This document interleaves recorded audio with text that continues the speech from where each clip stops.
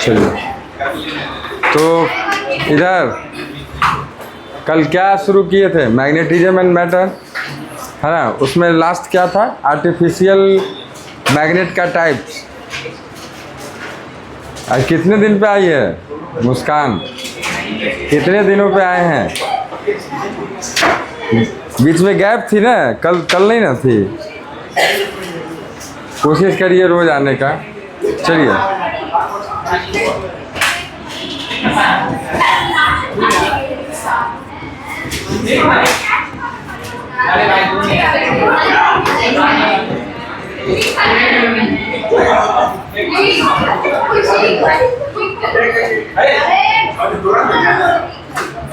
हाँ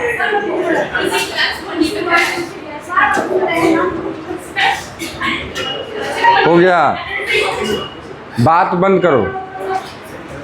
इसमें आपको टाइप्स ऑफ आर्टिफिशियल जो मैग्नेट था, उसमें हॉर्स शू मैग्नेट था, सिलिंड्रिकल बोल रहे हैं सॉरी, रिंग शेप का था, आपका डिस्क शेप का था। अरे बात बंद करिए, ठीक है। और एक आपका और क्या था, बार मैग्नेट था, ठीक है। स्पेशली हम लोगों को जो इस चैप्टर में पढ़ना है वो बार मैग्नेट पढ़ना है, ठीक है।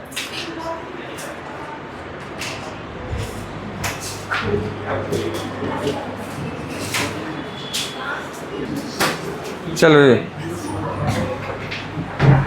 अब देखिए मैग्नेटिज्म एंड मैटर में आपको मैं जो बेसिक लेक्चर बता दिया था क्या है आपका मैग्नेट के बारे में, और इस चैप्टर का बेसिक इंट्रोडक्शन शुरुआत कर दिए थे कि मैग्नेट क्या है, टाइप्स ऑफ मैग्नेट कितने होते हैं उनका बता दिया था, आपको डायग्राम बनवा दिया था, ठीक है। उसमें स्पेशली बेटा ध्यान समझो, नेचुरल मैग्नेट के बारे में आपको चैप्टर में बहुत कम पढ़ना है, खास करके मैग्नेटिक मटेरियल के बारे में पढ़ना है, लेकिन नेचुरल मैग्नेट के बारे में नहीं पढ़ना है। जैसे आप आयरन का जो ऑक्साइड कहते हैं उसके बारे में ज़्यादा नहीं पढ़ना है। आर्टिफिशियल मैग्नेट जो बनाती है कंपनियां, उसमें आर्टिफिशियल मैग्नेट में बार मैग्नेट के बारे में ज़्यादा पढ़ना है। तो अगली हेडिंग होगी प्रॉपर्टीज ऑफ, या सीधा हेडिंग डालो ना बार मैग्नेट, उसके बारे में पढ़ते हैं। तो देखिए,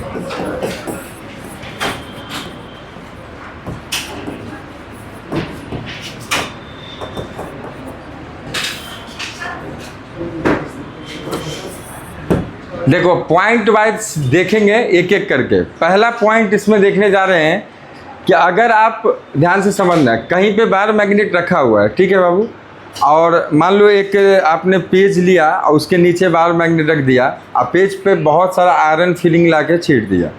आयरन फिलिंग क्या है, मतलब आयरन का बुरादा, ठीक है। उसको जैसे ही छीटोगे तो आप देखोगे कि कुछ इस तरह का, ध्यान देखना,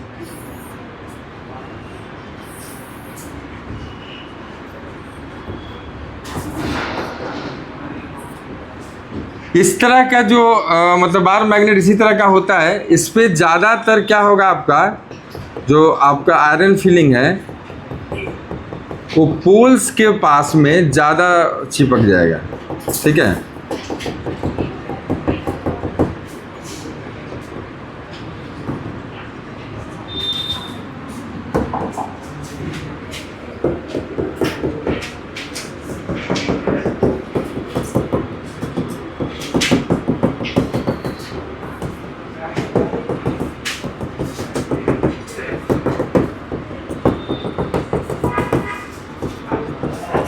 जैसे डंबल नहीं बन जाता उस टाइप का कुछ ज़्यादातर, क्योंकि यहाँ पर आके चिपकेगा। क्यों? क्योंकि यहाँ पर ये इससे पता चलता है कि इसका जो एक मैग्नेट का जो स्ट्रेंथ है वो कहाँ होता है, पोल्स पे, है ना। दैट्स वाई यहाँ पे सबसे ज़्यादा आपको अट्रैक्टिव पावर होती है, जो आयरन फीलिंग्स को अपनी ओर आकर्षित करके, अट्रैक्ट करके चिपकाती है, ठीक है। तो पहला तो ये समझ लो कि इंड्स पे दो ऐसे पॉइंट्स होते हैं जहाँ पे स्ट्रेंथ मैग्नेटिक फील्ड का कह सकते हो कि ये मैग्नेट है तो मैग्नेटिक फील्ड प्रोड्यूस करेगा, वो आगे इसका पढ़ेंगे। तो मैग्नेट का जो स्ट्रेंथ है वो कहीं ना कहीं दोनों इंड्स के पास में होते हैं, जिसे आप पोल्स ऑफ द मैग्नेट कहते हैं, ठीक है। तो एक एक करके समझते चलिए। पहला बात तो ये, अब इसका अपना हर मैग्नेट का अपना अपना पोल स्ट्रेंथ होता है, जिसको स्मॉल m से हम लोग डिनोट करते हैं। जैसे याद करो बाबू, इलेक्ट्रोस्टैटिक्स में दो इलेक्ट्रिक डायपोल पढ़े थे, तो उसमें दो चार्ज होते थे, याद है ना, एक पॉजिटिव और एक नेगेटिव, सेम मैग्नीट्यूड का दो चार्ज होते थे। तो उसी तरीके से बाबू यहाँ पे आपका एक दो पोल्स होंगे, एक नॉर्थ और एक साउथ, ठीक है। दोनों का अपना दोनों का इक्वल आइडेंटिकल क्या कहते हैं उसको, पोल स्ट्रेंथ होगा, जिसको स्मॉल m से डिनोट करेंगे, ठीक है। खास करके साउथ बिहेव्स लाइक, जैसे कि इलेक्ट्रोस्टैटिक्स में निगेटिव चार्ज जैसा बिहेव करता था, वैसा साउथ यहाँ करेगा, आइडेंटिकल उसी टाइप का। और नॉर्थ वहाँ पर जो पॉजिटिव चार्ज जैसा बिहेव करता था, वैसा ये बिहेव करेगा यहाँ पे नॉर्थ पोल, ठीक है। तो पहला तो मैं अभी लिखना कुछ नहीं है, सिर्फ देखिए। दूसरा पॉइंट क्या कि बार मैग्नेट को जब भी आप फ्रीली सस्पेंड करो, जैसे ये बार मैग्नेट है, अब मैंने आपको अगर मान लो इसको यहाँ से ध्यान से देखना, ये जो है इधर देखो, ये नॉर्थ टू साउथ अगर आप मिलाते हैं, ध्यान से देखो, ये इसको कहते हैं एक्सिस ऑफ द मैग्नेट, ठीक है। और ये सेंटर को बोलेंगे सेंटर ऑफ द मैग्नेट, ठीक है। तो जब आप एक मैग्नेट को फ्रीली सस्पेंड करते हैं सेंटर से, ठीक है, बांध कर कोई चीज़ से, अब जैसे ही तुम सस्पेंड करोगे तो ये अपने आप को खुद ब खुद अलाइन कर लेगा, किधर, नॉर्थ और साउथ में। जो नॉर्थ की तरफ पोल होगा इसका, उसे नॉर्थ पोल कहेंगे, और जो साउथ की तरफ होगा वो साउथ पोल कहलाएगा। तो आप देखो ऐसा कुछ फ्रीली सस्पेंडेड करोगे, जैसे ही एक बार मैग्नेट को, चलो मैं अभी सिंपली बना दे रहा हूँ,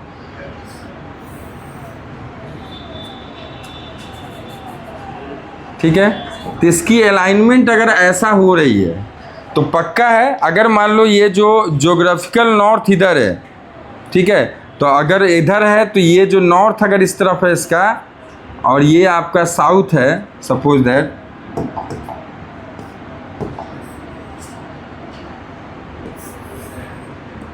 ठीक है, अगर ऐसा कंडीशन है तो पक्का है कि इस तरफ क्या है, ज्योग्राफिकल साउथ है, इधर ज्योग्राफिकल नॉर्थ है, इसलिए ऐसा रुका हुआ है, ठीक है।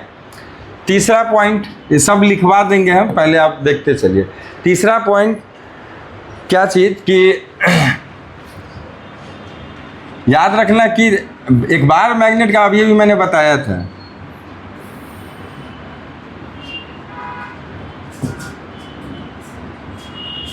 का जो लेंथ होता है, ध्यान से देखो, ये ज्योमेट्रिक लेंथ है इसका, कह सकते हो कि जो इसका ज्योमेट्री होता है ना, उसके अकॉर्डिंग इसका लेंथ है पूरा।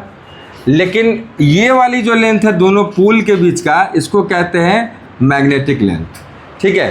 तो मैग्नेटिक लेंथ ज्योमेट्रिक लेंथ से आप देख पा रहे होगे थोड़ा सा छोटा होता है, समझ में आ रहा है, हमेशा याद रखना है। तो आपको 3 पॉइंट्स मैंने अभी तक बताया। चौथा कि दो आपको बार मैग्नेट के, जैसे देखो ये है एक, यहाँ पर रख लेते हैं ऐसा, नॉर्थ एक साउथ, ठीक है, एक बार मैग्नेट ये है, और दूसरा आपका मान लीजिए इधर है, ठीक है।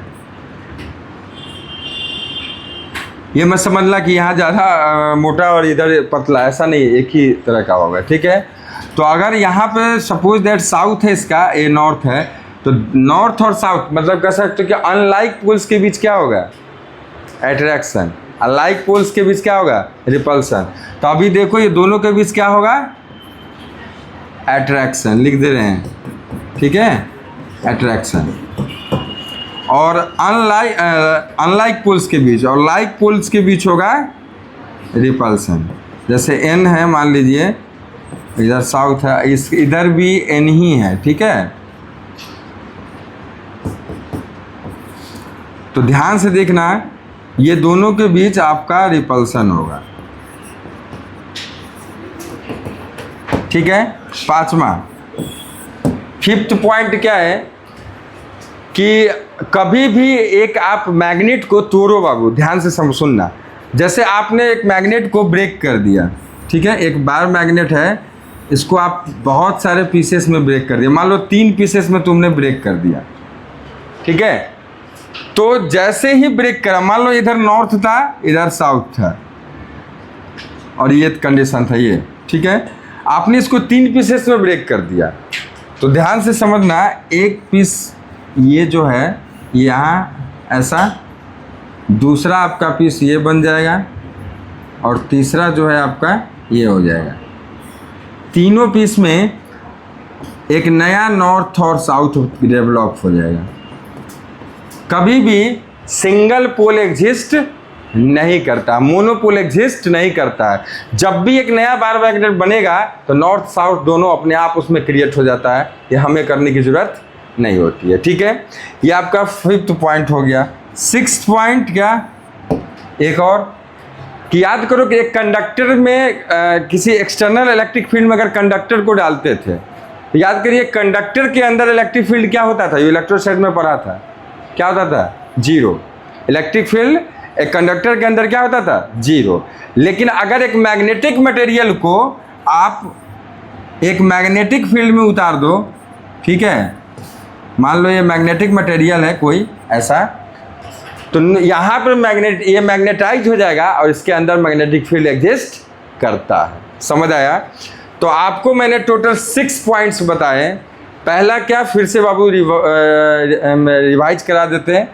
देखो पहला क्या कि जैसे ही आयरन फिलिंग को आप बार मैग्नेट के पास लाते हो तो इंड्स पे बहुत ज़्यादा क्या होता है, आपका आयरन फिलिंग आकर गैदर्ड हो जाता है ना।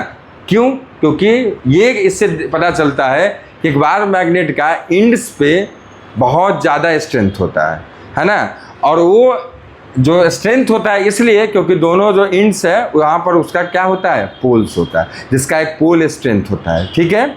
दूसरा कि अगर freely whenever we suspended a bar magnet freely in the air, ठीक है, देन आप देखोगे कि वो अपने आप को अलाइन कर लेता है नॉर्थ और साउथ के डायरेक्शन में। नॉर्थ ज्योग्राफिकल नॉर्थ की तरफ और साउथ ज्योग्राफिकल साउथ की तरफ। मतलब जो हमको नहीं पता, अगर मान लो आप बार मैग्नेट लाओ, आपको नॉर्थ साउथ नहीं पता है, आप इसको क्या करो, फ्रीली सस्पेंड कर दो, अपने आप ये घूम घाम के अलाइन कर लेगा ऐसे, ठीक है। देख जहाँ पर स्थिर होगा, याद रखना, अब देख लो ज्योग्राफिकल नॉर्थ किधर है, उसकी तरफ कौन सा इंड है उसका, अपने आप वो घूम जाएगा। तो ज्योग्राफिकल नॉर्थ की तरफ जो इंड होगा वो इसका नॉर्थ पोल होगा, और ज्योग्राफिकल साउथ की तरफ जो इंड होगा वो साउथ पोल होगा। तो ऐसा है। तीसरा पॉइंट क्या देखा कि ज्योमेट्रिक लेंथ जो इसका होता है मैग्नेटिक लेंथ से क्या होता है, ज़्यादा होता है, ठीक है, मैग्नेटिक लेंथ थोड़ा कम होता है। चौथा पॉइंट क्या देखा कि कह सकते हो कि अनलाइक पोल्स के बीच में क्या होता है, अट्रैक्शन, अनलाइक पोल्स के बीच में क्या होता है, रिपल्सन। नॉर्थ नॉर्थ है तब भी रिपल्सन होगा, साउथ साउथ होगा तब भी रिपल्सन होगा। मैंने बस जस्ट 2 आप कह सकते हो कि मैंने एग्जाम्पल देके बना दिया है। 5th पॉइंट क्या देखा है कि आप एक बार मैग्नेट को जितने पार्ट्स में तोड़ना है तोड़ दो, कोई फर्क नहीं पड़ता है। एक बात एकदम तय रखना है कि अगर बार मैग्नेट को आपने तोड़ा है तो हर एक पीस के पास अपने आप नॉर्थ और साउथ क्रिएट हो जाएगा, ठीक है। और लास्ट पॉइंट क्या देखा कि अगर एक कंडक्टर को एक एक्सटर्नल इलेक्ट्रिक फील्ड में आप डालते थे तो the net electric field inside the conductor क्या होता था, 0। But in the case of magnetic field, whenever a magnetic material is placed in uniform magnetic field or in variable magnetic field, doesn't matter, किसी भी magnetic field में अगर आप डालते हैं तो उसके अंदर का मैग्नेटिक फील्ड क्या होता है, एग्जिस्ट करता है, ठीक है। आप देख लो बनाए हुए उसके अंदर भी लाइन है, ठीक है, तो एग्जिस्ट करता है। तो ये 6 पॉइंट्स है। अब आपको एक एक करके मैं नोट करा देता हूँ, ठीक है। लिखिए,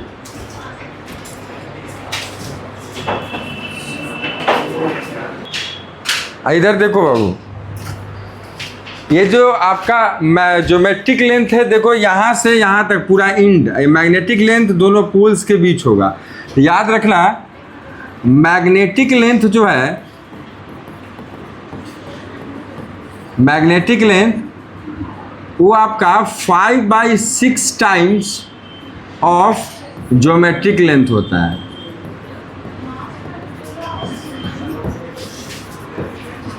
मतलब आप ये भी कह सकते हो कि magnetic length equal to 0.83 times of geometric length, ठीक है। इधर देखो ये पॉइंट भी लिख लो, ये वाला ये लिख लो जो अभी लिखे हैं।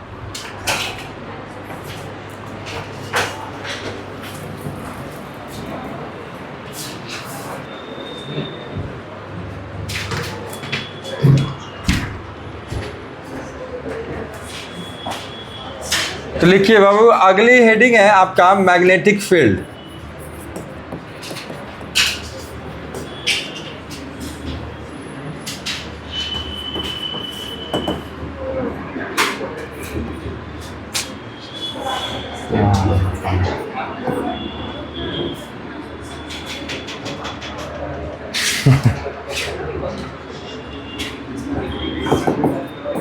ठीक है, हेडिंग डालिए। अब देखिए, मैग्नेटिक फील्ड ऑलरेडी इलेक्ट्रोमैग्नेटिज्म में मैं पढ़ा चुका हूँ मैग्नेटिक फील्ड क्या है, लेकिन यहाँ पर मैग्नेटिक फील्ड फिर से देखेंगे। समझिए, जैसे सपोज दैट एक करंट कैरिंग आपका वायर है, ध्यान से देखो,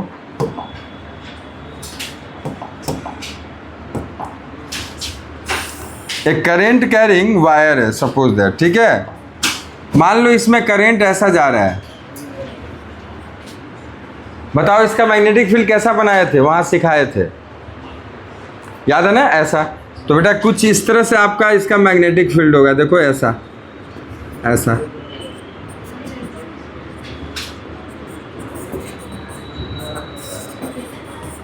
ठीक है ना, कुछ इस तरह का मैग्नेटिक फील्ड होगा, है ना। दूसरी, अगर आप एक बार मैग्नेट बना दो, ठीक है, और इधर लगा रहा है नॉर्थ, इधर लगा साउथ, ठीक है, तो इसमें आपका क्या होगा, नॉर्थ से मैग्नेटिक फील्ड निकलेगा साउथ पे, टर्मिनेट नहीं होता है, ये कंटिन्यूअस आपका क्या बनाता है, लूप बनाता है, उसकी बात करेंगे, ठीक है, लेकिन अभी बस मैं दिखा रहा हूँ ऐसा।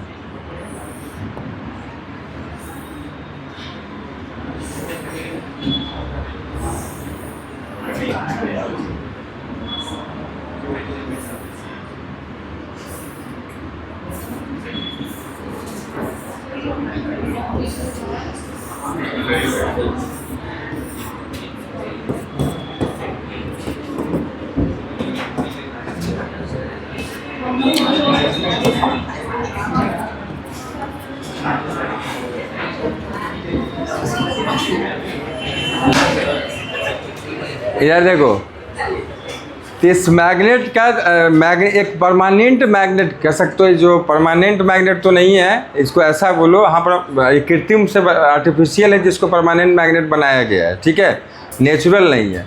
तो इस एक बार मैग्नेट के चारों तरफ वो स्पेस जिसमें मैग्नेटिक प्रॉपर्टी को एक्सपीरियंस किया जा सकता है, जहाँ तक, जिस स्पेस तक, उस स्पेस को आप क्या बोलते हैं, उसका मैग्नेटिक फील्ड। याद है, इसमें भी कुछ ऐसा बताए थे, ठीक है। तो आप दोनों डायग्राम बनाओ, फिर लिखवा देते हैं।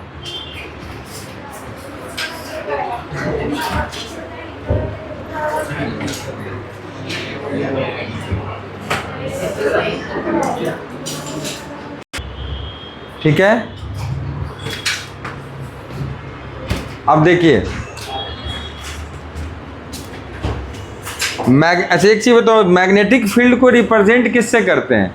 मैग्नेटिक फील्ड एक मैग्नेट के चारों तरफ का वो space, the space around a magnet in which the magnetic property can be experience, है ना, is known as the magnetic field, ठीक है। अब देखो, एक मैग्नेटिक फील्ड को रिप्रेजेंट कैसे किया गया है, मैग्नेटिक फील्ड लाइन से। याद है, इलेक्ट्रिक फील्ड को रिप्रेजेंट हम कैसे करते थे, इलेक्ट्रिक फील्ड लाइन से। वैसे ही यहाँ पर मैग्नेटिक फील्ड को हम रिप्रेजेंट करेंगे मैग्नेटिक फील्ड लाइन से। अब मैग्नेटिक फील्ड लाइंस का प्रॉपर्टी याद होगा, इलेक्ट्रिक फील्ड लाइंस का प्रॉपर्टी भी पढ़े होंगे, वैसे ही यहाँ पर मैग्नेटिक फील्ड लाइंस का प्रॉपर्टी पढ़ेंगे।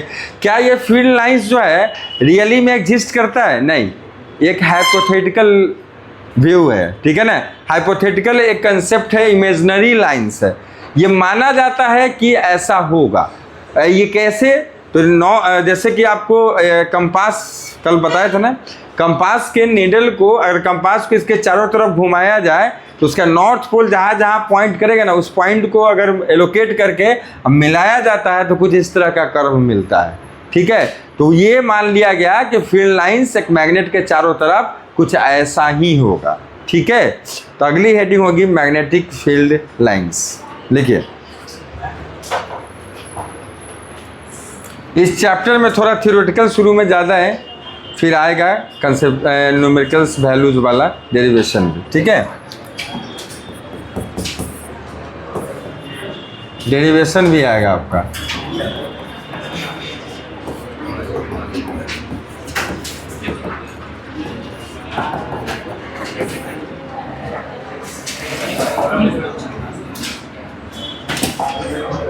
तो लिखिए, the imaginary hypothetical lines, the imaginary hypothetical lines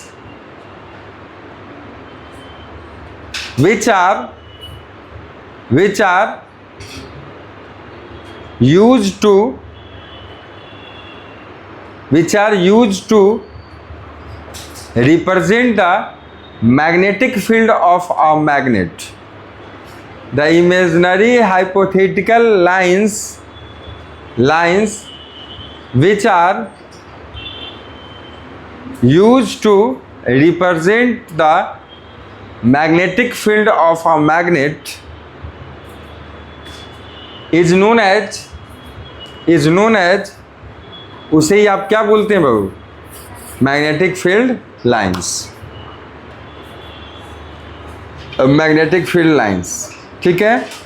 अब सुनो, पहला चीज़ ये चीज़ कि मैग्नेटिक फील्ड लाइंस किससे कहते हैं वो तो हम लोग देख लिए, ठीक है। नेक्स्ट अब सुनिए, मैग्नेटिक फील्ड लाइंस का प्रॉपर्टी के बारे में हमको जानना है, तो हेडिंग डालिए properties of magnetic field lines. Properties of magnetic field lines, इधर देखना बाबू, सुनो। इलेक्ट्रिक फील्ड लाइंस जो है कभी भी एक क्लोज्ड लूप नहीं होता, पूरा संपूर्ण क्लोज्ड लूप नहीं बनाता है। वो कहाँ से जनरेट होता है? पॉजिटिव चार्ज से। कहाँ पर टर्मिनेट हो जाता है? नेगेटिव। टर्मिनेट हो जाता है, टर्मिनेट वर्ड का मतलब है वहाँ पे ख़त्म। समझ में आ रहा है? वहाँ से आगे नहीं बढ़ रहा है। लेकिन याद रखना, ये जो मैग्नेटिक फील्ड लाइंस है, ध्यान से समझिएगा, ये नॉर्थ से जनरेट नहीं होता है, आउट होता है। नॉर्थ से आउट होता है, और साउथ पे जाके क्या होता है? टर्मिनेट नहीं होता है, इन होता है। वहाँ पर टर्मिनेट वर्ड और ओरिजिनेट वर्ड यूज करते हैं, यहाँ पे हम करते हैं आउट इन। समझ आया? तो यहाँ से क्या होगा, ये मैग्नेटिक फील्ड लाइंस आउट होगा और इन कहाँ पे करेगा? साउथ पे। ठीक है, इधर देखो। और अंदर में भी क्या करा बनाएगा, ये देखो, अंदर में भी कंटिन्यू रखेगा। तो अंदर में किधर से किधर होगा बताओ? South to north, south to north. इसको थोड़ा अच्छे से और दिखा देते हैं, देखो।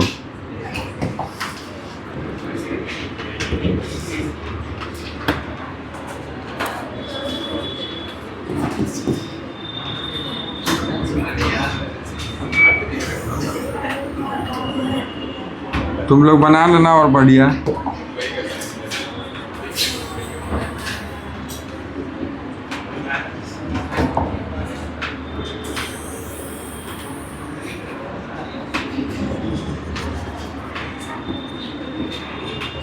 बाहर में नॉर्थ टू साउथ, अंदर में साउथ टू नॉर्थ। ठीक है, तो मैंने आपको मात्र 2 से दिखा दिया है।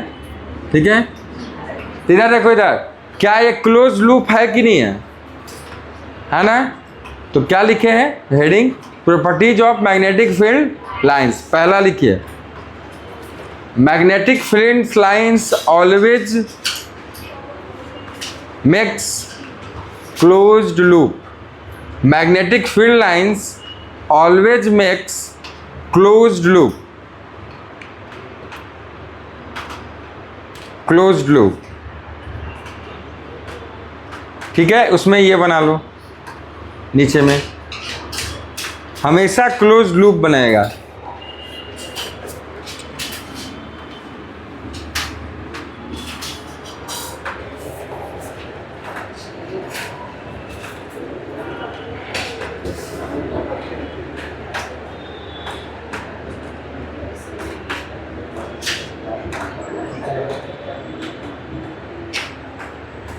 ठीक है। दूसरा पॉइंट देखिए, मैग्नेटिक फील्ड लाइंस कभी भी एक दूसरे को क्रॉस नहीं करेगा। क्या इलेक्ट्रिक फील्ड लाइंस भी नहीं करता था, है ना। उसी तरह दो मैग्नेटिक फील्ड लाइंस कभी भी एक दूसरे को क्रॉस नहीं करेगा। इससे भी पहले चलो इसको तीसरा पॉइंट बना देते हैं। अच्छा ठीक है, दूसरा पॉइंट एक और पढ़ लेते हैं। क्या, इधर देखो, ये तीसरा पॉइंट इसको अभी डील कर लेंगे। दूसरा पॉइंट क्या है कि अगर एक कहीं पर जो आपका मैग्नेटिक फील्ड लाइन है उस पर किसी पॉइंट पे अगर आपको निकालना है क्या, मैग्नेटिक फील्ड का डायरेक्शन, तो टांजेंट जो उस पर आप डालेंगे, ठीक है, ये टांजेंट एक डालना है, इतना सारा नहीं डालना है, ठीक है। तो एक टांजेंट जो डालोगे, वो टांजेंट क्या शो करेगा, उस फील्ड का डायरेक्शन एट दैट पॉइंट। समझ में आ गया? तो लिखिए, लिखा रहे हैं, लिखिए। तो दूसरा point, the tangent on the magnetic field line, the tangent on the magnetic field line, the tangent on the magnetic field line represent the direction of magnetic field, represent the direction of magnetic field at that point, at that point। ठीक है, इधर देखो बाबू, इस diagram को बना लो, एक ही बस बनाना, एक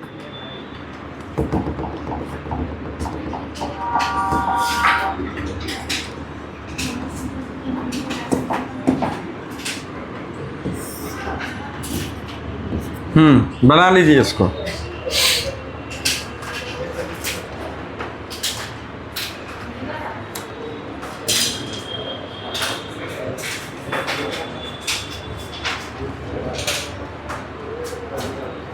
बन गया।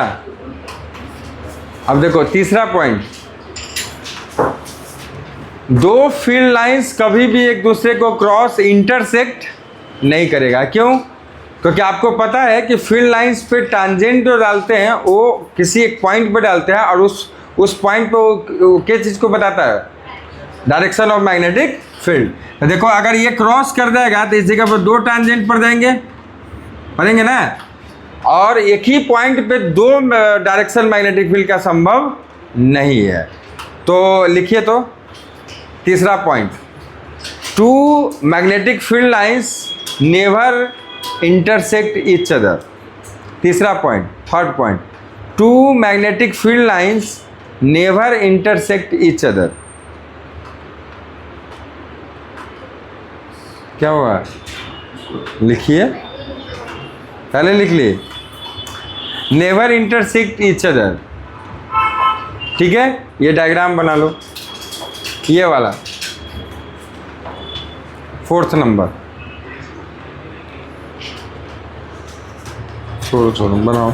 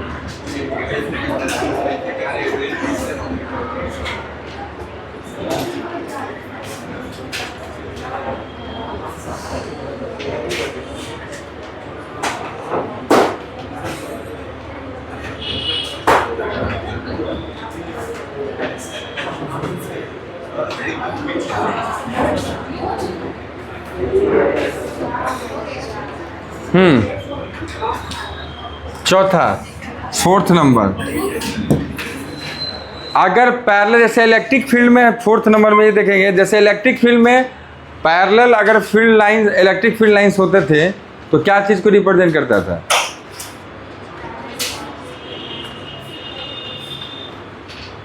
यूनिफॉर्म इलेक्ट्रिक फील्ड को। और अनपैरेलल फील्ड लाइंस किसको? नॉन यूनिफॉर्म को। यहाँ भी वही है। तो लिखिए, parallel magnetic field lines represent uniform magnetic field. Parallel magnetic field lines 4th number में, parallel magnetic field lines represent uniform magnetic field, whereas unparallel magnetic field lines represent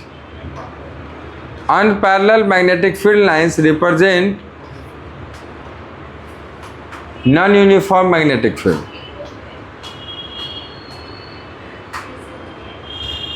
Parallel field lines represent uniform magnetic field, whereas unparallel field lines या magnetic field lines represent non-uniform magnetic field। ठीक है, चलो 4th number ये हो गया। 5वां, इधर देखिए 5th नंबर, अगर जहाँ पे डेंसिटी फील्ड लाइंस का बहुत ज़्यादा है, इसका मतलब वहाँ पे स्ट्रेंथ ज़्यादा स्ट्रॉन्ग है, और जहाँ पे डेंसिटी कम है वहाँ पे, हाँ जैसे देखो ये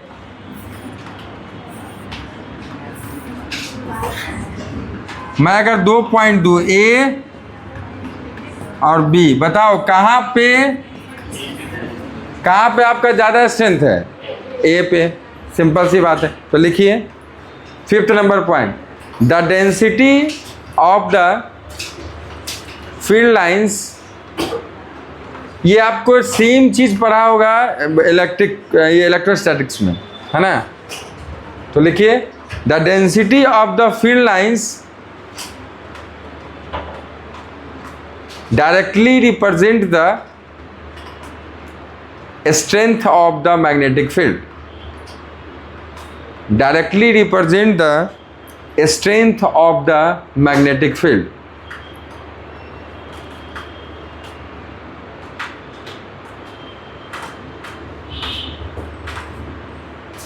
ठीक है, तो B at A is greater than, क्या होगा? B at B, इसको लिख लीजिए, इसको बना के इसको लिख लीजिए।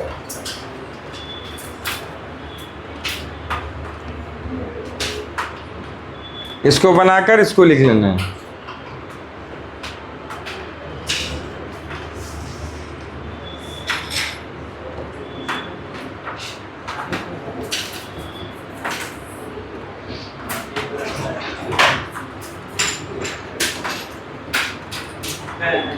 ठीक है, तो यहाँ पर प्रॉपर्टीज खत्म होते हैं।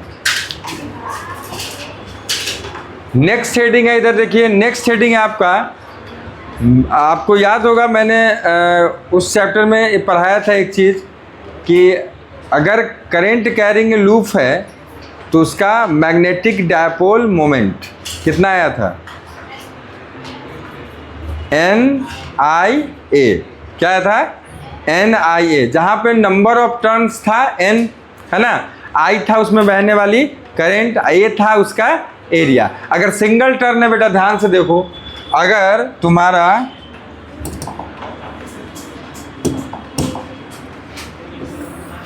लूप का टर्न सिंगल है, ठीक है,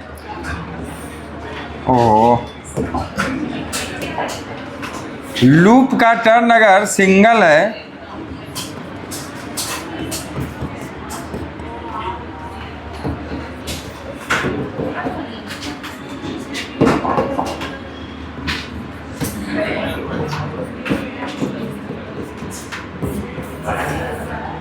याद है, मैग्नेटिक डायपोल किसी भी मैग्नेट का ये बताता है कि वो मैग्नेट का जो है मतलब कि कितना स्ट्रॉन्ग मैग्नेटिक फील्ड प्रोड्यूस करेगा। समझ में आ रहा है?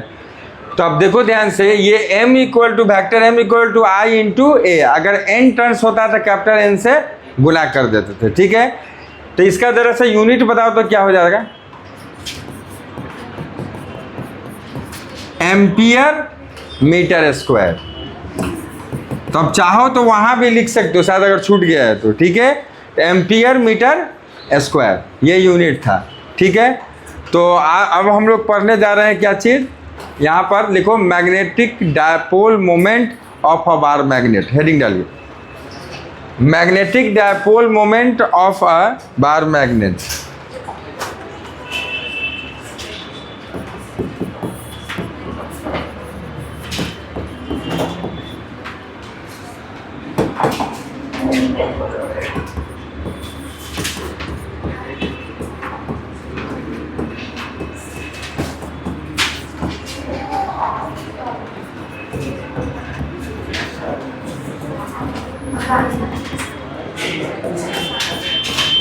हाँ, बात थोड़ा बंद, इधर देखिए।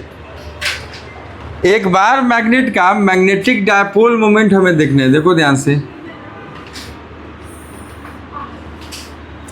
मान लो एक बार मैग्नेट है ये,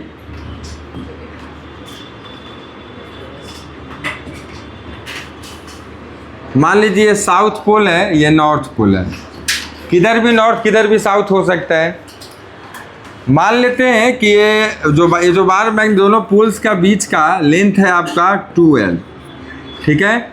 और ये तो सेंटर ऑफ द मैग्नेट है। याद करो एक इलेक्ट्रिक डायपोल मोमेंट भी पढ़े थे, है ना। यहाँ क्या पढ़ रहे हो, magnetic dipole moment.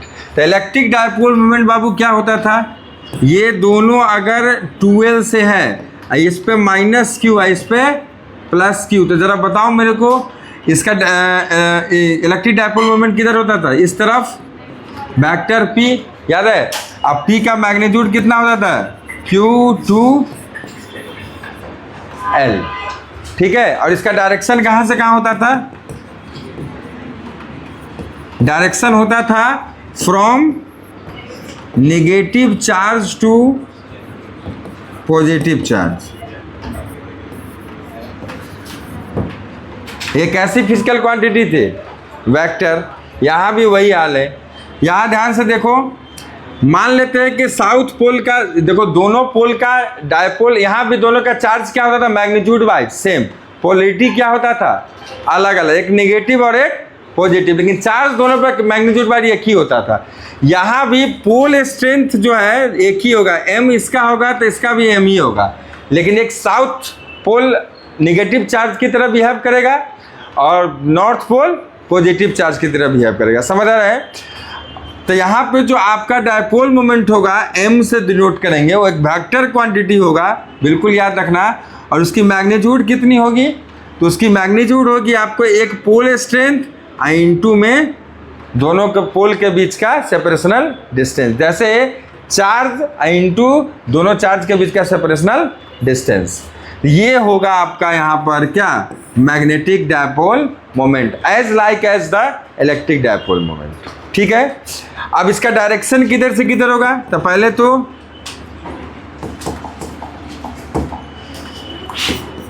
It is a vector physical quantity,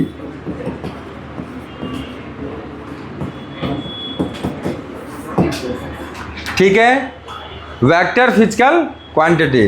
direction किधर से किधर होगा, directed from south pole to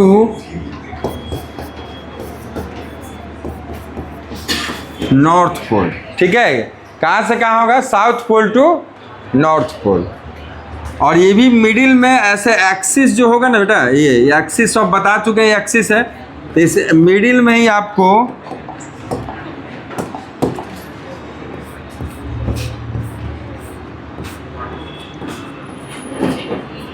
इसको डिनोट किया जाता है, ठीक है, फ्रॉम साउथ टू नॉर्थ। तो प्लीज़ बात नहीं करिए, फिर कहेंगे, और लिखिए। इसको अगर लिखने की इच्छा हो तो साइड में लिख सकते हैं ताकि आपको याद रहे, ठीक है, कोई दिक्कत नहीं है। नहीं लिखेंगे तब भी चलेगा। जा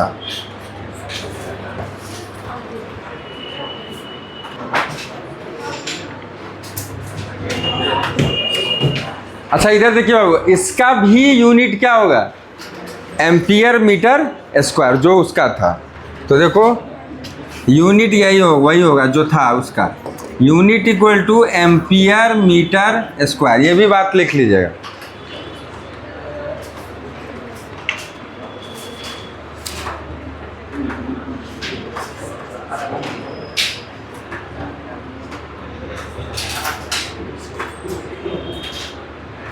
आई would like to ask something from you कि ये जो आप तुम्हारा ये क्या बोलते हैं पोल स्ट्रेंथ है, इसका यूनिट क्या होगा?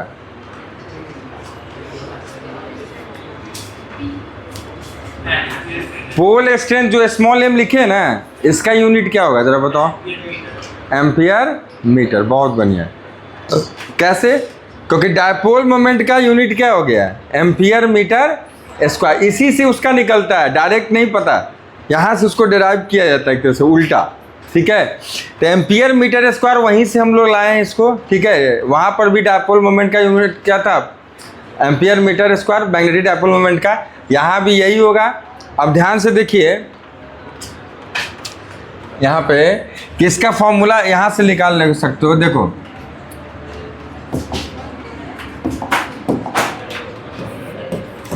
यूनिट ऑफ डायपोल स्ट्रेंथ, बात नहीं, यूनिट ऑफ डायपोल स्ट्रेंथ कितना हो जाएगा? मतलब इसका m का यूनिट हम बात कर रहे हैं। ठीक है, तो देखो फॉर्मूला क्या होता है, ध्यान से देखो।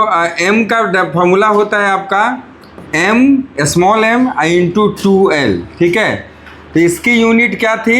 Ampere metre square equal to m 2l क्या है? एक प्रकार का लेंथ। तो लेंथ का यूनिट क्या होगा बाबू? मीटर। तो यहाँ से ये m से चलो हम लिख देते हैं लैंग्वेज में बकायदा। ठीक है, मीटर। तो यहाँ से m इक्वल टू क्या हो जाएगा? इस m से इस m को मत समझ लेना। ठीक है, ये m क्या है? डायपोल, ये तुमको डायपोल स्ट्रेंथ कह रहा है, पोल स्ट्रेंथ है, डायपोल स्ट्रेंथ क्या लिख दिए, सॉरी। हाँ, पोल स्ट्रेंथ है, समझ में आ रहा है ना? पोल स्ट्रेंथ है। तो m इक्वल टू क्या आ जाएगा आपका? एम्पियर मीटर स्क्वायर अपॉन में मीटर। चलो लैंग्वेज में लिख दिया, ये भी मीटर ही है। अगर यहाँ भी चाहो तो यहाँ भी मैं लैंग्वेज में लिख देता हूँ ताकि कंफ्यूजन ना हो। देखो एम्पियर मीटर स्क्वायर। ठीक है, अब कोई दिक्कत नहीं आएगी।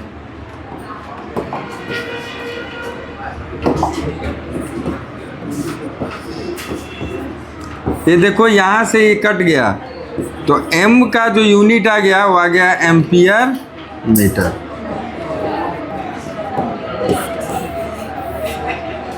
ठीक है, तो लिख लीजिए।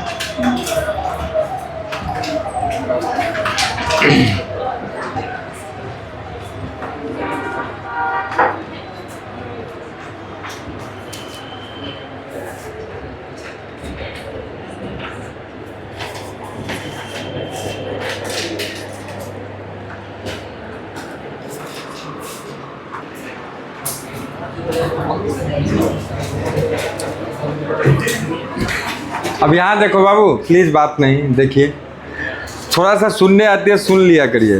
बात करने में के लिए यहाँ आते नहीं, बात करने के लिए बाहर भी जगह है, बात करते रहना है। इधर देखिए, ध्यान से समझना बाबू, मैं क्या बोल रहा हूँ कि आपको यहाँ तक मैंने बेसिक से ज़्यादा जो और था थोड़ा सा, वो मैं पूरी तरह आज आपको यहाँ तक हम लोग कर लिए। ठीक है, अब यहाँ से आगे क्या है, तो यहाँ से आप देखो मैग्नेटिक, एक जो बार मैग्नेट है एक मैग्नेटिक डायपोल की तरह होता है। अब ये भी उसका डायपोल मोमेंट निकाले हैं। अब मैग्नेट, ये बार मैग्नेट का मैग्नेटिक डायपोल मोमेंट होता है, तो याद होगा इलेक्ट्रिक डायपोल के लिए उसके एक्सियल लाइन पे, इक्वेटोरियल लाइन पे और रैंडम किसी पोजीशन पे, तीनों पोजीशन के लिए आपने फील्ड निकाला होगा, निकाला था इलेक्ट्रिक फील्ड। यहाँ भी बेटा मैग्नेटिक डायपोल जो ये जिसको आप बार मैग्नेट बोलते हो, इसके एक्सियल लाइन पे दोनों पोल को मिलाने वाली लाइन को क्या बोलते हैं? एक्सिस। बता चुका हूँ क्या कर रही है? तो समझिए, तो उसके एक्सियल लाइन पे किधर भी अगर एक पॉइंट है, इक्वेटोरियल लाइन पे कहीं भी पॉइंट है, ठीक है, और रैंडम कहीं पॉइंट है। अब इसके लिए हम लोग क्या निकालेंगे? मैग्नेटिक फील्ड, ठीक है। ये निकालेंगे कब? तो स्वस्थ रहें, स्वच्छ रहें, पढ़ाई करते रहें। चलिए।